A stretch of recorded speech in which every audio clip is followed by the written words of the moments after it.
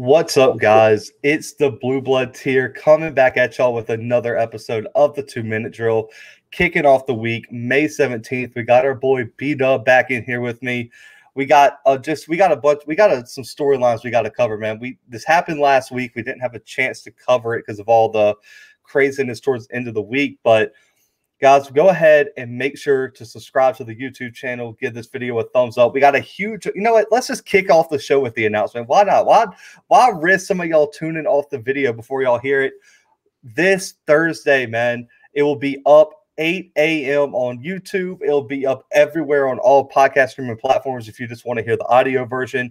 We have SWAC Player of the Year, Alabama A&M quarterback Akil Glass coming on the podcast for an exclusive interview with us, and I am so pumped for that interview. So make sure, if you are interested in that, to subscribe.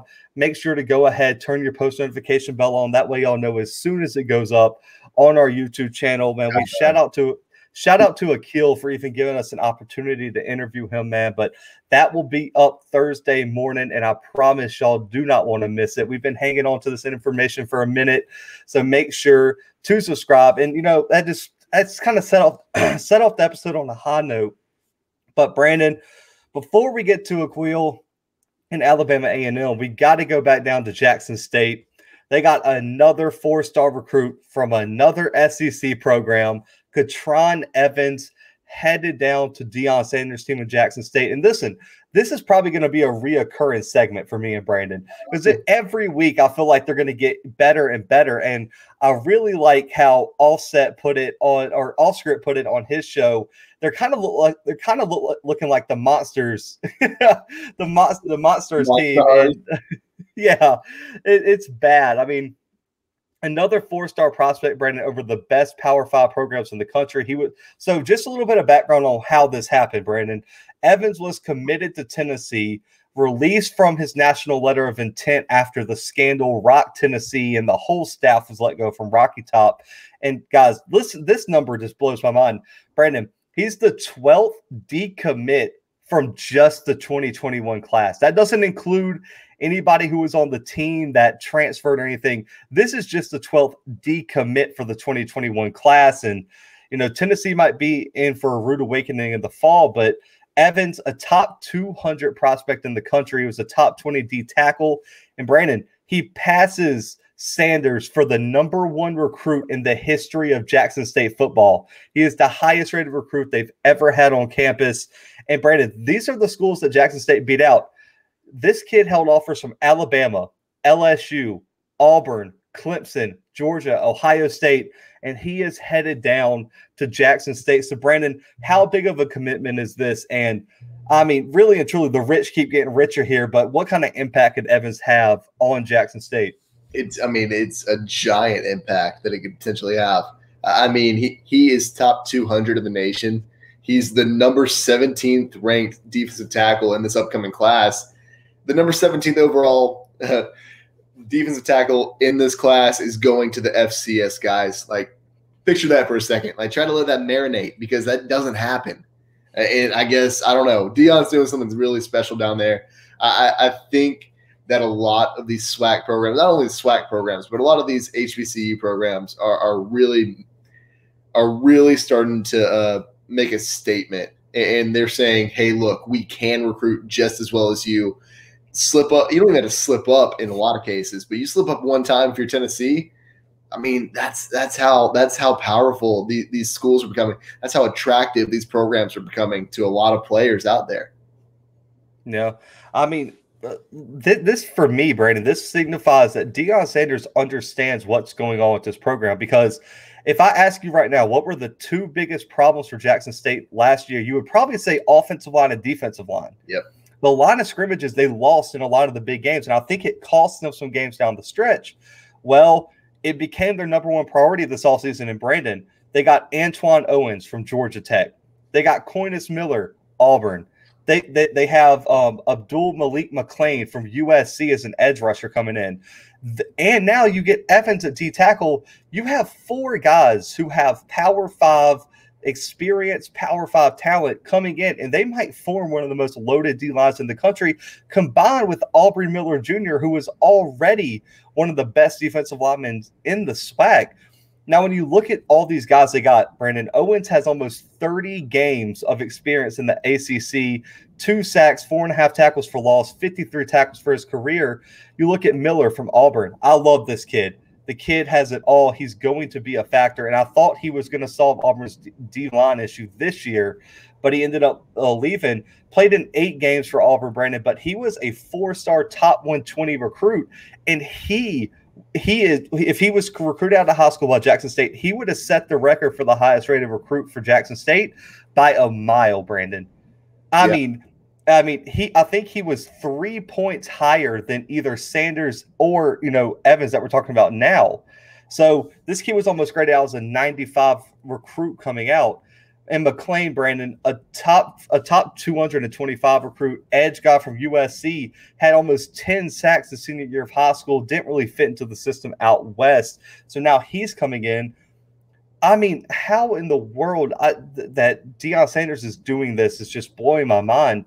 Brandon, when I look at their stats last year, this is going to sound crazy. So they played, 6 games? They were 4-3. They got a forced win over Alcorn. So they played 6 games. They only had 15 sacks last year. Right. Now, I get it. That's about 2 sacks a game, but I still, in the biggest games, they weren't able to get – I don't feel like they were – they got sacks, but I don't feel like they were sufficiently able to rush the passer as well. And we saw that run defense. Alabama State put it on them. Them boys out there ran for almost, I think it was 300-something yards, and they just put it on Jackson State. So they needed those inside guys. And so Evans and Miller are going to be 2 of the best defensive tackles, and those edge guys I think will sort itself out. But they only also had 37 tackles for loss total for the season.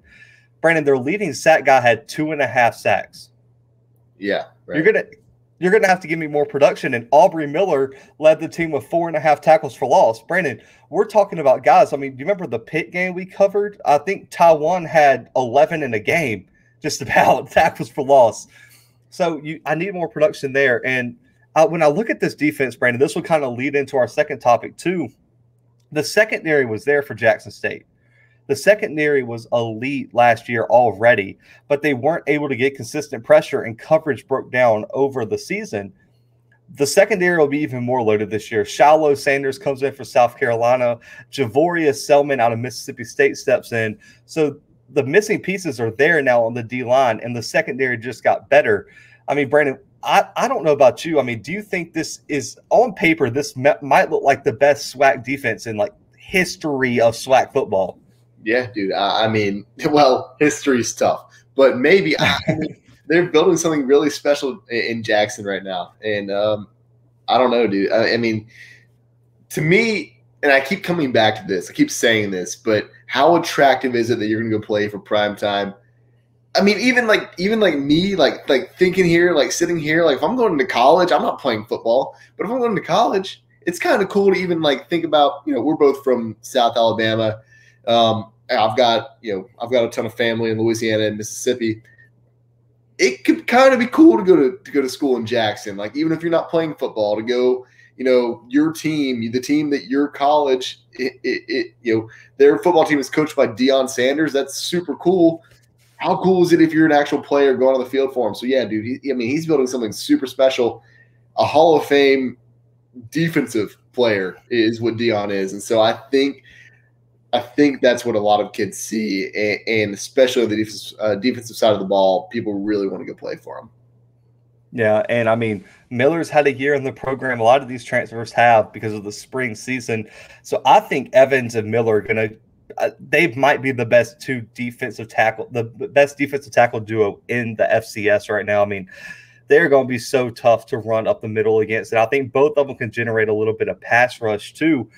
But that brings us to our second topic that's kind of just on top of this. I mean, Brandon, the easy question is there anyone who can realistically compete or knock off Jackson State next year? Because on paper, Jackson State looks like the dream team against the rest of the world in the Olympics. I mean, you look at the schedule and it's who is going to give them a run for their money? So for you, is there that team? And are you a little bit worried that, man, Jackson State just looks too good right now?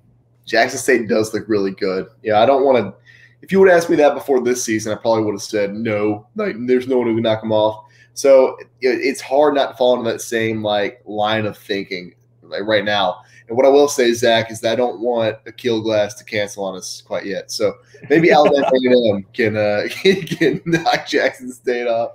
I don't know. I think Southern could have a chance still. I ride with Southern. I die with Southern. People know that.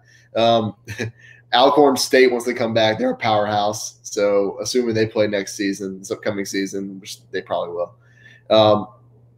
I don't know. I still think Jackson State has a lot of competition. The SWAC's loaded, dude. I mean, that's just simple as that. They're loaded, and it turns out Deion has his weaknesses, and his teams have their weaknesses. I know they're building up this defense, but they still have weaknesses. So yeah, I think there are teams out there who could definitely knock off Jackson State. How likely that is? Probably not very likely, but it could happen. Yeah. And I mean, Brandon, this stat's crazy. I found this stat looking through, doing some research for this episode. No HBCU program before Deion Sanders and Jackson State signed a 4-star recruit out of high school since 2008 or something like that. Oh, that's crazy. That's nuts. It was insane. And also you got to remember the SWAC is adding 2 new teams to the conference next year in Bethune and Florida A&M. And Florida A&M, listen here, there's a kid. Hang on, I need to look up his name, but he came from Kansas State, Brandon. Okay. And I'm telling you, this kid is going to be absolutely disgusting, Brandon. I mean, I saw him play in the spring game, and it is horrible what he might do to this conference. I mean, his name is John Holcomb, and Brandon, this kid is an absolute monster. And I'm telling you, if you haven't seen this kid, guys, you need to go watch his highlight tape, because I'm telling you, he's going to be a problem. I mean, he really didn't have a lot of opportunity at Kansas State, but he was a 3-star out of there. And I'm telling you, he literally could, just based on looks, he looks like Cam Newton out there. I mean, he's that big, that strong, and he's that athletic. And so he's going to be a monster down there at Florida A&M. But, I think they add to the parity and competition to the SWAC. But, I mean, does that mean that they're going to be able to stop the machine that is Jackson State? I mean, and you look at the divisions, Brandon. I mean, I think when I look at the divisions, so we're not going to make our official predictions. It is May 16th. We will get y'all those in August. National championship was today, the day we're recording. So yeah, the FCS National Championship was today. But I look at the East, and I look at Alabama A&M and Florida A&M and Jackson State are probably the 3 teams who I would imagine have the best chance of coming out of there. But then when you look at the West, there's also 3 teams in Alcorn State, Southern, and Arkansas Pine Bluff who made it this year that should have good chances to make it out of there. So I think this conference is going to be a bloodbath next year. But Brandon, we've heard this, and we always quote him on this podcast because he has such good lines. And credit to him, because I don't know where he comes up with this stuff. But Josh Pate said the transfer portal, one man's trash is not always another man's treasure. Sometimes they're just trash. And so, I mean, you get all these nice 4-star transfers, Brandon, but aren't they transfers for a reason, some of them? Yeah, I mean, I guess so. There's always a rhyme or reason that someone leaves the school. I don't know if that's always a bad thing, though, because Cam Newton transferred twice. So yeah, he did. I mean, hey, but guess what? So did Joey Gatewood. Yeah. Have you heard of him? It's true. Joe Burrow transferred. That's true. Hey, Ohio State's kicking themselves. You're going to start Dwayne Haskins over Joe Burrow. That was a bad look. It's tough. It's very tough. That's a tough look. But, I mean, honestly, Brandon, so we see this every year. And, I know All Script talked about yesterday, and I was in the live stream with him. I mean, just because you recruit all these players, Brandon, and you look this good on paper, we cover a lot. This is our first year really diving into FCS football, HBCU football. How many times have we seen Division I football, a team look just so stacked? You're like, man, how does this team lose? And then they go out and have a terrible season or get upset by someone huge. I mean, how many times have we seen that, Brandon? So, I mean, the question for me is, can Deion Sanders turn all this talent into wins? Because for me, I mean, everyone right now is saying Jackson State is the favorite. Look at them on paper. Look at them on this, But we've seen Alabama A&M go out and just win a SWAC title. They're returning the same team with even more talent. We have seen Southern win SWAC titles. We have seen Alcorn State go out and win SWAC titles. It's been done. We have not seen Deion Sanders and these boys go out there and win anything yet. So it's just still all speculation. So, I mean, for you right now, do you have confidence, or are you a little concerned that, like, yes, all the talk's good, you can have the best team on paper in the world, but until you go out in there and do it, there's always got to be that little bit of doubt? Oh yeah, I mean there's obviously a lot of doubt, and that's why I brought up the Southern, Alabama A&M and Alcorn, because there are legitimate threats. I mean, I know it's not FCS football, but let's run it back to this past year with LSU. They come in with one of the best recruiting classes in the nation, and then what do? They went 5-5. They went 500 this season for the first time, I want to say, in like 20 years, and so. That's a tough look. So it's not just about talent; it's about what you do with the talent. I think you're absolutely right, Zach. And I think Jackson State has the possibility to fall into what they think they fell into this season, which is they started the season really strong. They're like, oh, we're Jackson State. We have Deion Sanders. We have all this talent. How could we lose? And then they end up finishing worse than we thought they would. I think that threat's always there. Now, I will say I think this next season they will end up finishing better than they did this season, but that threat is always there. Yeah, I mean, you look at their schedule. I'm looking at it right now, Brandon. They open in Miami versus Florida A&M. That's the opening game. It's tough. And, Brandon, I don't know if you know this, they also have Tennessee State second. So Eddie George, he's coming. Yep. And they got to go to Tennessee to face them, Brandon. That's another game on the road. And then they have Louisiana Monroe, who is a Group of 5 FBS program. That's okay. You're saying that they're not good. No, I mean, I'm not saying they're good, but I'm saying it's not going to be a gimme win. Yeah. Okay. And then two of their biggest games, Brandon, Alabama A&M and Southern, are on the road. Yeah, that's tough. So they got to come into Huntsville. They got to go to Baton Rouge. And this was a good point made by, I should have got the viewer's name on the live stream yesterday. He was saying that, every single game is going to be the Super Bowl. Yeah. Every single one. And, I mean, you look at – so the thing that gets me is everyone's acting like this is just easy. You just recruit the talent and win. Nick Saban has been recruiting the best talent since, 08? Right. 07, late 07. Ask that 2010 team who had probably 16 NFL players what happened when South Carolina came rolling into town. That's a tough look. Yeah. Or, even, I mean, you can pick anybody. Ask Ohio State what happened when Purdue came knocking. You think Purdue recruits on the same level as Ohio State? I promise you they don't. Not if Rondale Moore maybe would be the only player on Purdue that would even have a chance to start for Ohio State. Yeah. So, but Brandon, the last question here as we wrap this up. This was a question that got a lot of debate yesterday on the live stream for Off Script. Is this a must-win season for Jackson State? That is a tough question. I'd say no. I'd say it's not. I think they end up. Well, why would it be? It's Deion's second season. Why would it be? I mean, listen, this is just me. I think it is only for one reason. You cannot go up to a coach at midfield that just won the SWAC title and say, I'll see you next year. All right, I'll see you next year. And guess what? You better beat me. You better beat me or shut up. I mean, that's fair enough, but I don't know. I don't think you lose your job over that. I don't think it's no. I didn't mean he would lose his job, but I feel like it's the pressure. Like, if you don't win the SWAC title and you're Jackson State, I think the year's a disappointment. Oh, yeah. I agree with you there. Yeah, that's what I meant by must win. Deion can go winless. He's not getting fired next year. But I'll talk about must win is, man, you've already talked all this crap. And you said, oh, it's good. Y'all better get us this year because next year we're coming for y'all. If you don't come for us next year, then what are you doing? Yeah. You're gonna have to beat somebody, and that's what just gets me. I just think it wouldn't. The thing that gets me is, Brandon, every year Nick Saban has the most pressure in the world to win the SEC, win a national title. Do you ever see Nick Saban add more pressure to himself? I see him get really worked up, but I don't know about more pressure.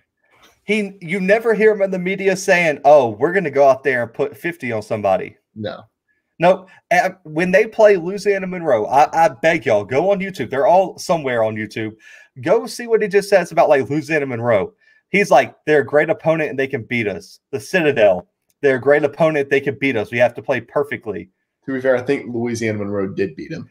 It was his first year, but that was probably a bad example.